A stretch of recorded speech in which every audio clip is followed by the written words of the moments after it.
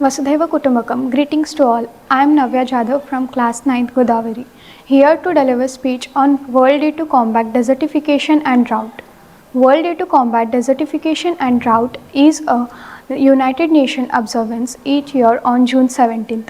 Its purpose is to raise awareness of the presence of the desertification and drought, highlighting the methods of preventing desertification and recovering from droughts. Each year's global celebration has unique novel emphasis that had not been developed previously. Desertification is a degradation of a land in arid, semi-arid and dry subhumid areas which is caused primarily by human activities and climatic variations.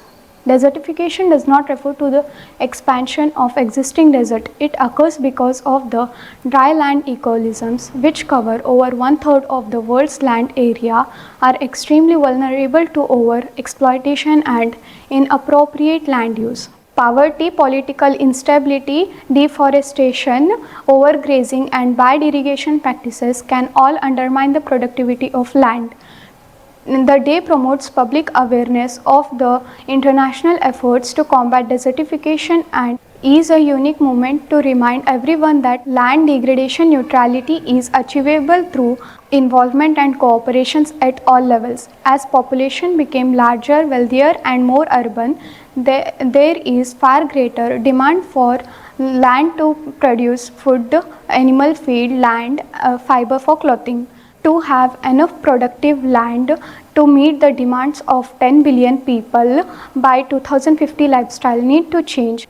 Desertification and Drought Day seeks to educate individuals on how to reduce their personal impact. If we keep producing and consuming as usual, we will eat into the planet's capacity and sustain life until there is nothing left but scraps. So we all need to make better choices about what we wear and what we eat to help protect and restore the land. Our land, our home, our future. Save it and work towards securing our future. Wish you a happy World Day to combat desertification and drought. Thank you.